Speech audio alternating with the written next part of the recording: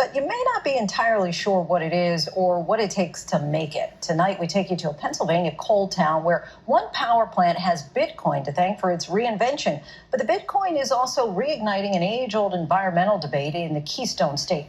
Our Elizabeth Schulze reports. In Pennsylvania's industrial heartland, nestled in the rolling hills outside Pittsburgh, a once dormant power plant is now humming with activity. One company is using the waste from decades of coal mining to power thousands of supercomputers running nonstop to create Bitcoin. But the power needed to run these complex computers has sparked a debate about the climate consequences of cryptocurrency. These are the miners, the computers. So we're not talking about people. That's right. It's all computers that are processing algorithms at a very high rate. Bitcoin is a type of digital money not regulated by any company or government. It can be exchanged online between people anywhere in the world without going through a bank. While coins like quarters or pennies are physically minted, Bitcoin is minted as a virtual token by computers through a process called mining. The value of one Bitcoin has skyrocketed from around $10,000 2 years ago to more than $40,000 in early 2022. That particular machine will get about $30 a day on average. We're talking thousands of dollars every day from these computers. That's right. Jeff Campbell oversees the more than 10,000 computers mining Bitcoin at the Scrubgrass plant in Pennsylvania. These are computers that are just designed to do one thing. They're designed to run as fast as possible 24 hours a day. The problem? The computers need a lot of power. By one estimate, annual global Bitcoin mining uses more electricity than the entire nation of the Netherlands. Stronghold Digital Mining, which owns the Scrubgrass plant, has found its power source here at a waste coal pit. Waste coal is the material left behind after decades of coal mine. Massive sites like these littered across the state of Pennsylvania. Piles and piles of low-quality black coal and other materials left deserted. At this 221-acre waste coal site outside Pittsburgh, trucks scoop up heaps of discarded coal and deliver it about 60 miles away to Scrubgrass, which burns the waste coal to power the Bitcoin computers.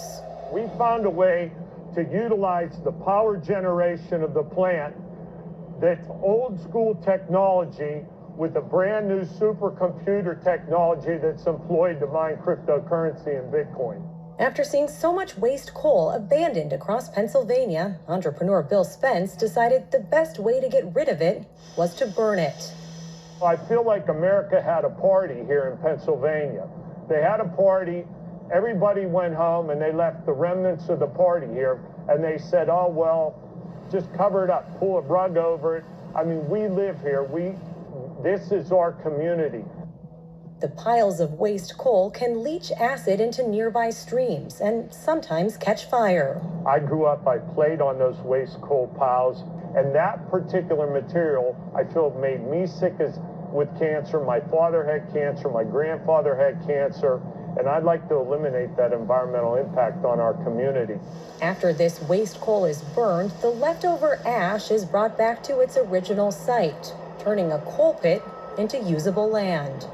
This field used to be a pile of waste coal. Waste coal. It was terrible. It was unusable. Republican State Congressman Bob Brooks represents the community around the coal pit. He says getting rid of waste coal is a bipartisan priority in the state. The best thing to do is clean them up, make that land productive, and take that uncontrolled, unprotected risk away from the system. Pennsylvania offers up to $20 million in subsidies every year to companies that burn waste coal piles.